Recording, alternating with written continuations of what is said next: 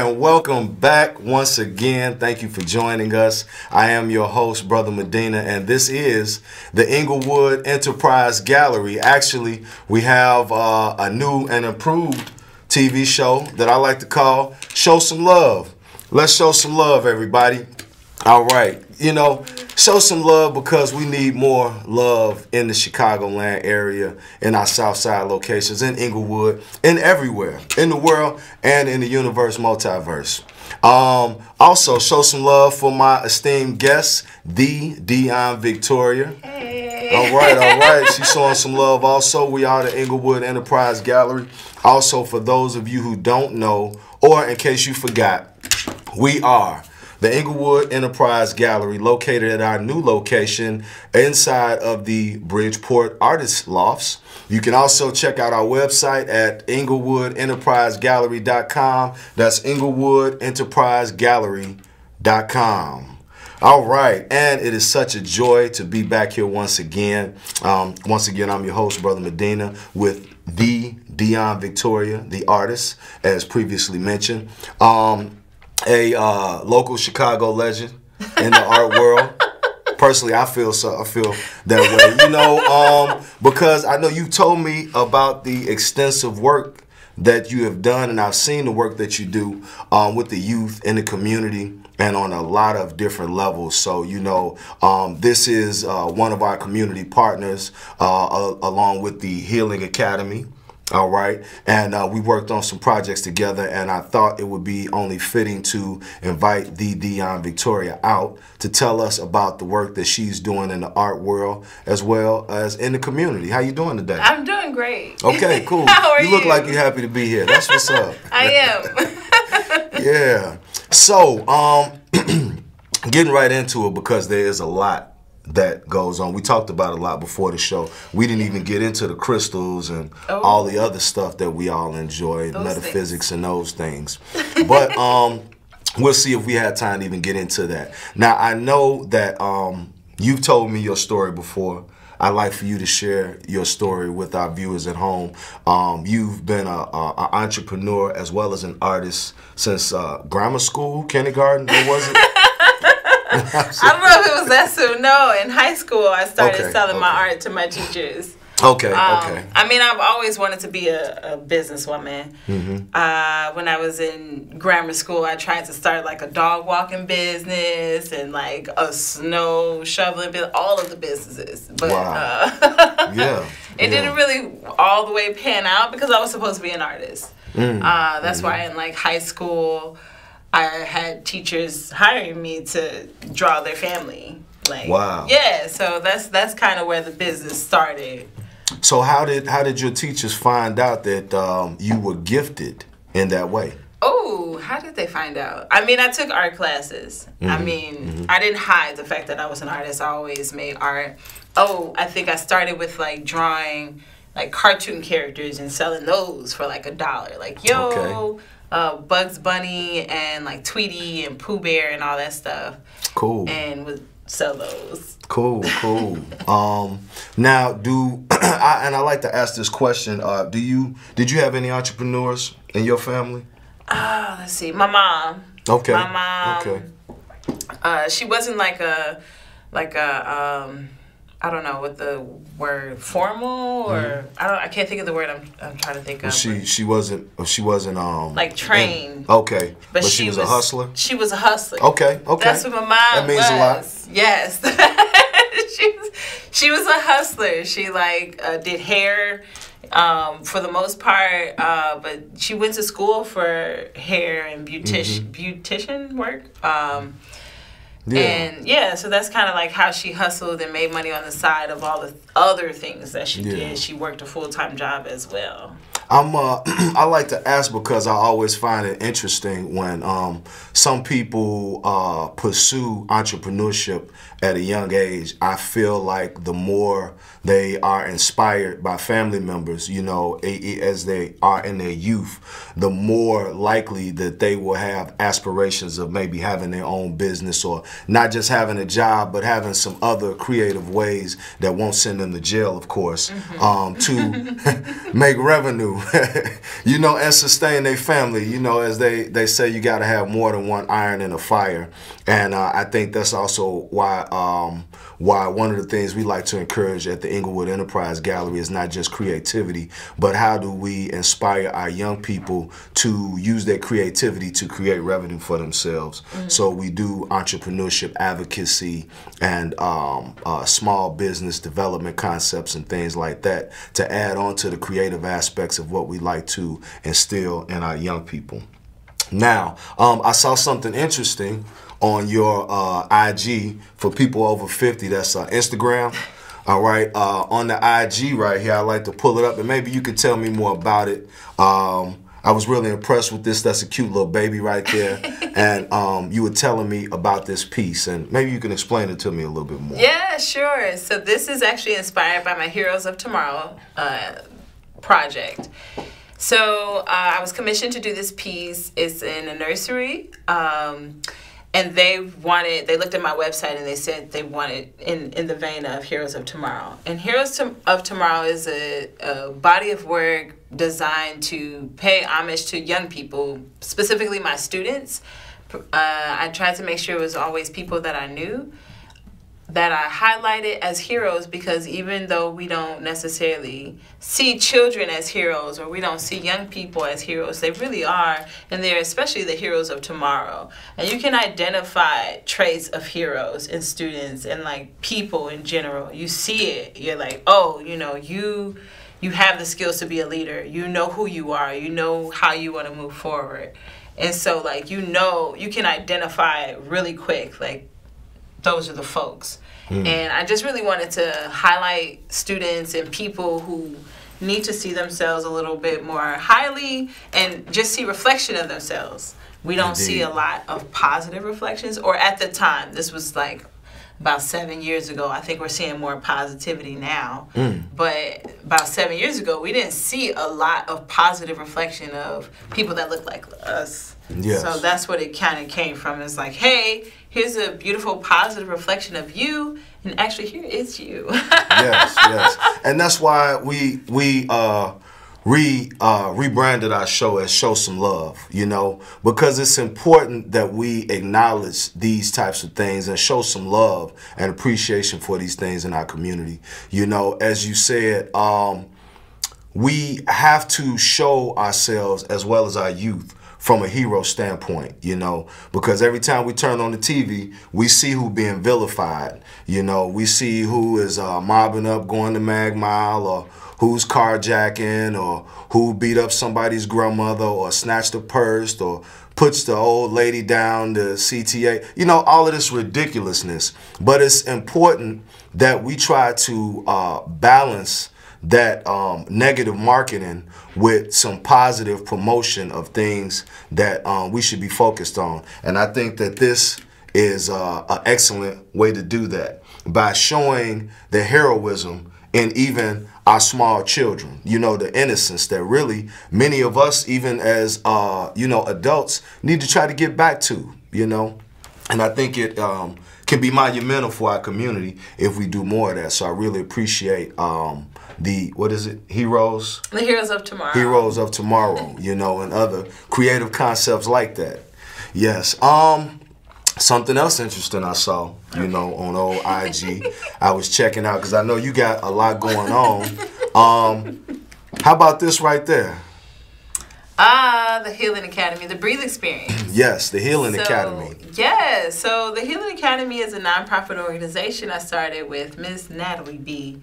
We really focus on transforming the whole human. We think about healing as a holistic thing. So it's between spirituality, it's between your history, your art making, and we have several other pillars that you can check out at wehealheal.org.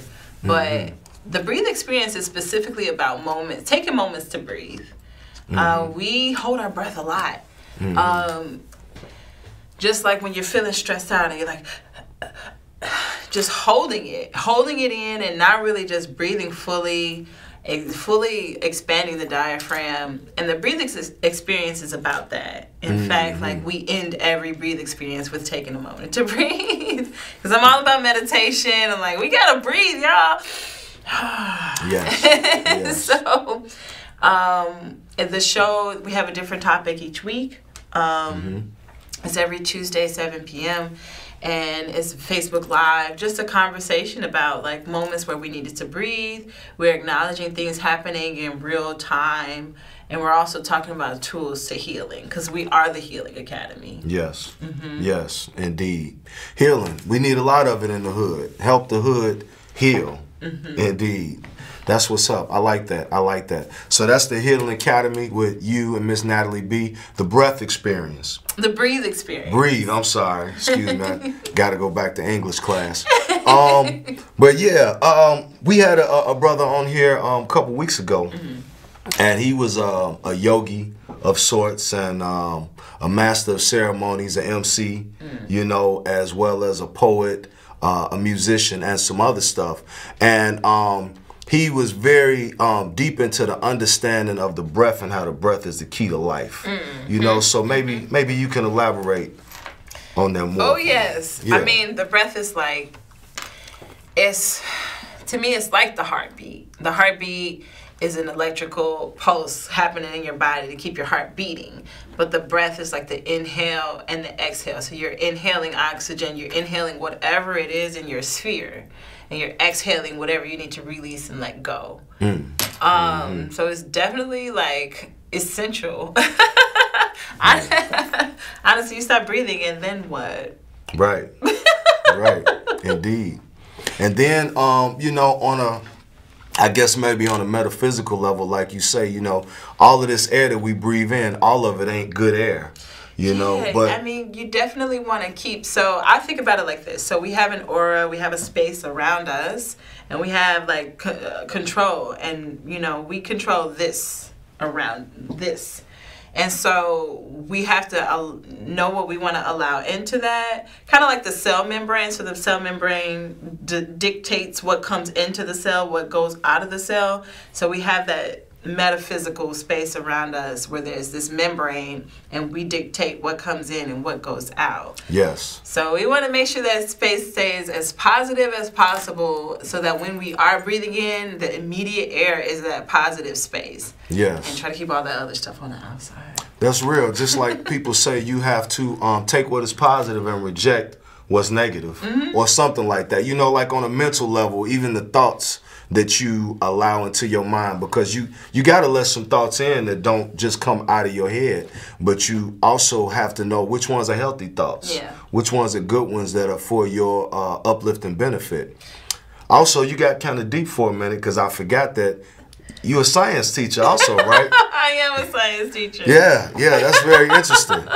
I like how the real science mimics what people call metaphysical concepts, or not pseudoscience, but is it physical science? No, I guess physics and metaphysics. You know what I mean? And they kind of like mirror each other. The alternate world of science through different types of energies and things. Yeah, metaphysics is like the stuff we can't explain. We just kind of like agree, like we don't know what this is, but this is it, so we're gonna agree to that. Yes.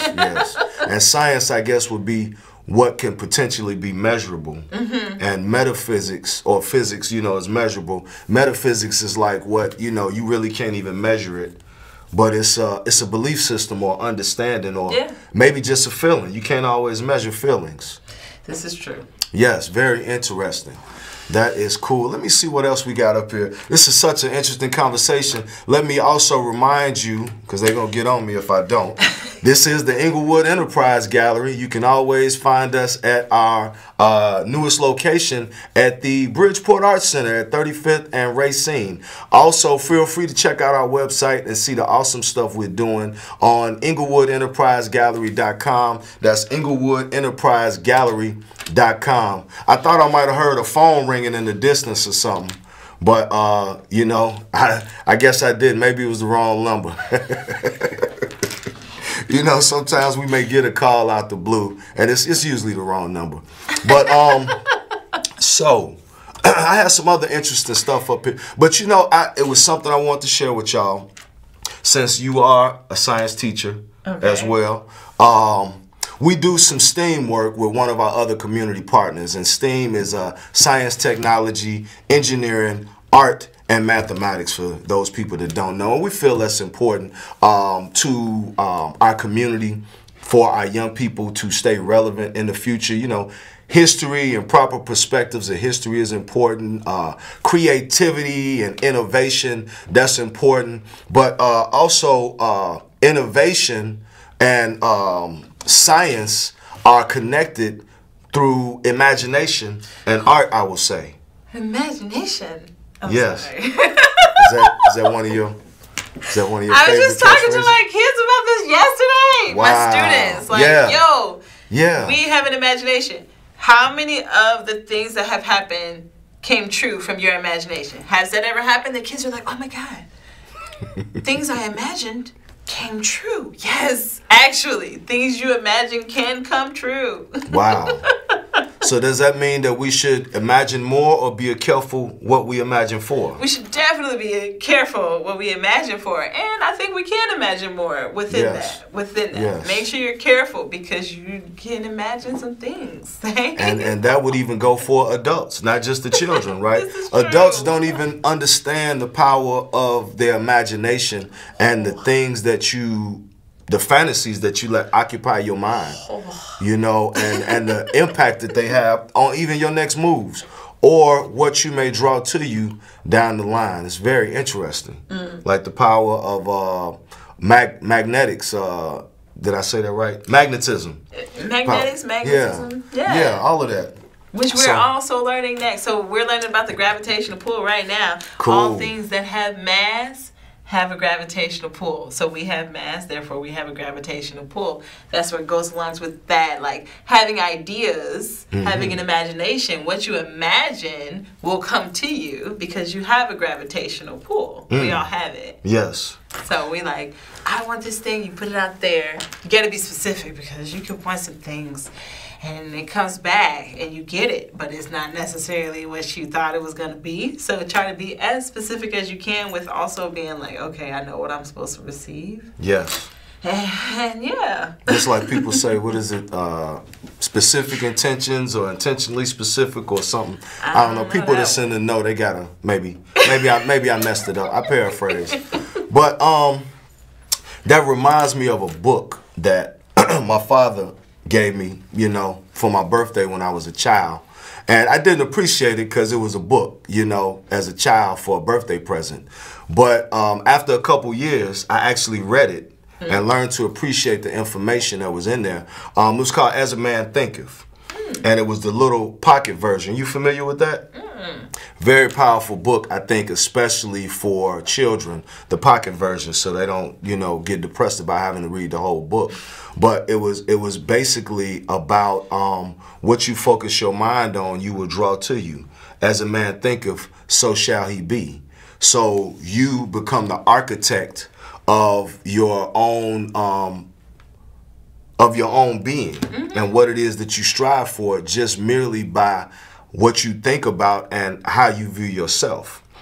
I definitely like think about how do you design. I'm always asking people, how are you going to design your life? Especially young people. Like, what do you want your life to be like? You can design it. And I think life mapping is that's a tool that I use, and it's been really helpful. Just mapping out, how do I want my life designed, and then making plans on how you're going to actually get there. Yes. Because vision boarding is cool. That's really cool to envision it. But then to actually make a plan to get it, that's the next step. True. And then, you know, following through with the plans takes a certain level of discipline also, which is the kicker right there. Are you willing to discipline yourself and make the sacrifice that's needed and invest the time and energy, you know, and vision? You got to take the time to even vision and try to see clearly where it is you're looking to go and map these plans out. But yeah, that's all awesome information, Sister Dionne. That's what's up. I'm gonna play this video right quick because you being a science teacher, you might appreciate some of the stuff, other things that we've been doing. This project we were involved with Urban Tech Academy, one of our other community partners involved in STEM and drone flying and video technology and sustainable energy and a bunch of other stuff. But check it out. Feel free to call 312-738-1060. If you meant to get us good, if you call by mistake, hey, just ask a question before you drop the line, all right? It's all good.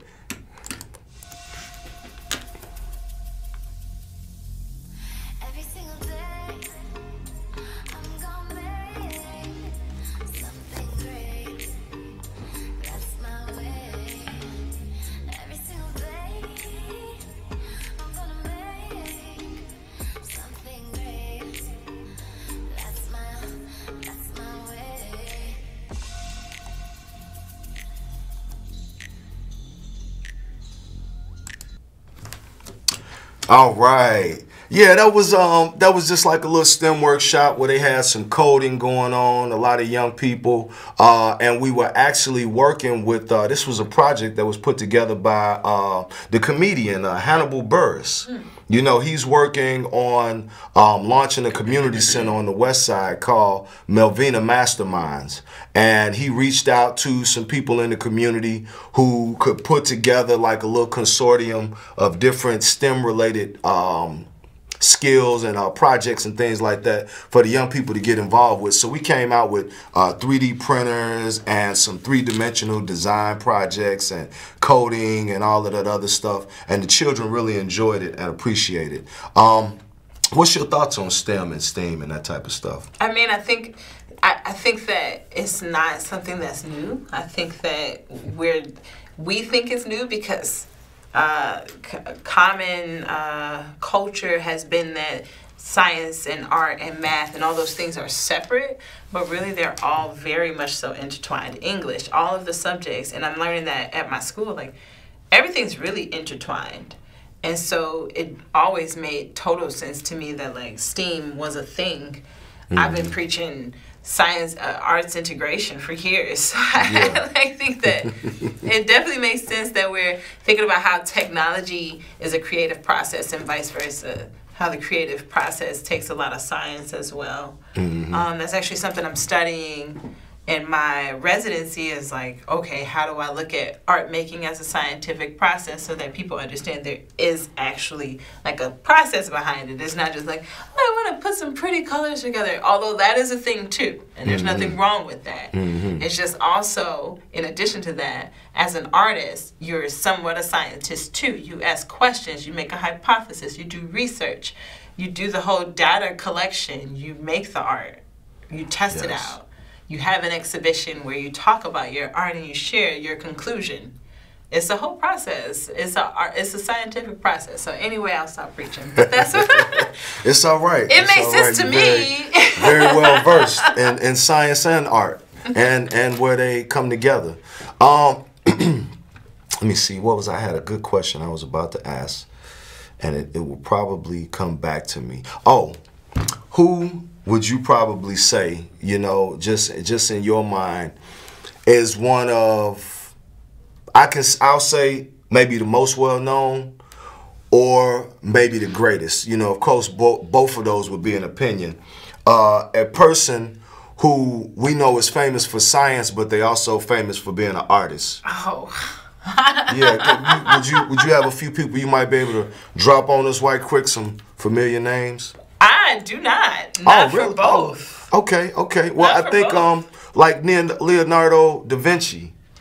I guess. I think he was like an artist, and then he became like a military strategist or something. He created a catapult and some other engineering feats. You know, but what's your thoughts on that? You beg to differ? No, I don't at all. I guess I didn't think about it like that. Yeah, he was definitely a scientist in his thinking as an artist as well, and clearly an artist. Everyone accepts him as that. I don't have a whole lot more to say. Right. Now, what about that famous thing he did with the human body? You're talking about the Vitruvian Man or something like that? What was his name? Vitruvian? Something like that. I had to. We have to fact check that on Google. But I think y'all know what I'm. Because the guy is going like it's like the different. I think it's called the Vitruvian Man. Okay.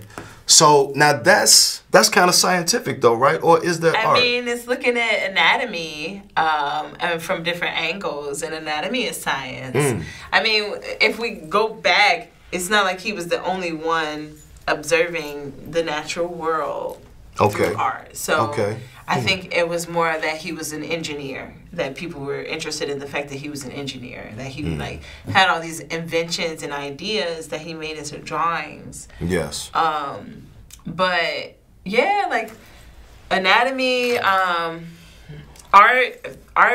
around the sciences. I mean, before there was photographs, they were illustrating. Yes. The art, the subjects or things like that. It was an illustration. It wasn't a photograph. Yeah. So, and even photography is an art form. So, yeah, art is definitely intertwined in the sciences, and they kind of go very well together. I mean, everything goes well. We could talk about math and science. We could talk about math and art. Math and music, to be specific. Yes. Yes.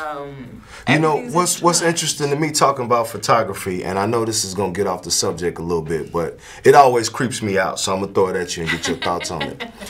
Did you ever noticed how when photography became a thing, like it was like the new technology, and everybody was going from having their pictures drawn by an illustrator to taking pictures, it's like the concept of a smile. That was something that people had to learn. That came way after photography. Because when you see early people taking pictures, they had these blank stares on their face like, you know, and then after a while, people learn, hey, it's okay to smile, and that might even make your picture look better. Yeah. What's your thoughts on that? I definitely, I think that, especially early on, people were probably like, what is this thing? And it was more so like, I don't know, this technology. Right. And I then would be even kind of like, showing your teeth could have been taboo also. That's a thing. Who knows? I don't know what it is. There's some cultures where showing your teeth is not okay. Like you're supposed to keep them things behind your mouth. See, but now, you know, I get people get on me sometimes because I take pictures and I don't always feel like smiling. You know, I just like having whatever's my natural expression on my face. But now it's like a no-no because they like, oh man, you breaking the camera, or you know, go on and smile while you messing the picture up. You know, but once upon a time, nobody smiled. So. I always mess the picture up too, but it's because I'm making silly faces. My mom can attest to that. She always gets mad because I'm like, and she's like, look normal. This is my normal. That's what's up. That's what's up.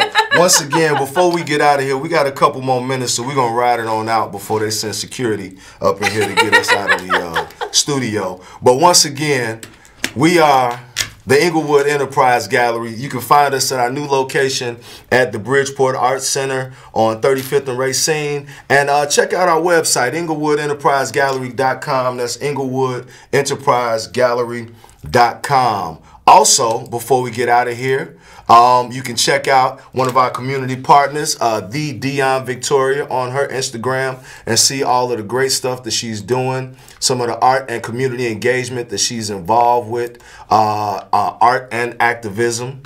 What does that say up there? I'm an artist, activist, and an educator. All of that. Yes, indeed. You know what? Tell me about, we didn't talk too much about activism. What's your thoughts on how your art converges in the realm of activism? Oh, yeah. So, okay. What year? I don't know. Some years ago, I went to the Art Institute and saw, the art that was being exhibited. And I wanted to see some art that looked like me. And so I'm going through, and the only art I was able to find, there was some wallpaper with black people being hung on it. And then there was a painting of a little, maybe, I don't know, a little black girl and a little white boy, and they're in a sultry, middle of the night. She's putting her clothes back on. It's really what is this? Can I ask a quick question? Did you say you saw black people hanging wallpaper? On the wallpaper, there was images of black people being hung. Okay. Gotcha. Okay, all right. So I was kind of like, I think I saw the little girl picture first, and then when I saw the wallpaper, I was like, I'm good, because I had been searching for a minute to find something that looked like me. Right, and like, that's not the light that we want to see ourselves in. Though it is historically accurate. That's not all. You know, we would like for art to uplift us. Yes. Sometimes. That's most what times. started the Black Love Matters exhibition that I did for a few years. With COVID and everything, it kind of shut down. Yeah. Something I would like to start back up again. Yeah. But it's just showing love in a positive way, and not love in a sexual way per se. Although those images were included, were not excluded. Yes. At the same time, we had to show love to the human, the black human, instead of just like what we think is human. Yes. And on that note, we're going to close it out because I done already went over my time by 30 seconds and the cavalry is coming. I appreciate you once again, Sister Dionne Victoria. I'm your host, Brother Medina. They coming through the door right now. Peace and blessings. See y'all next week. And be peaceful and safe and show some love, y'all. We out.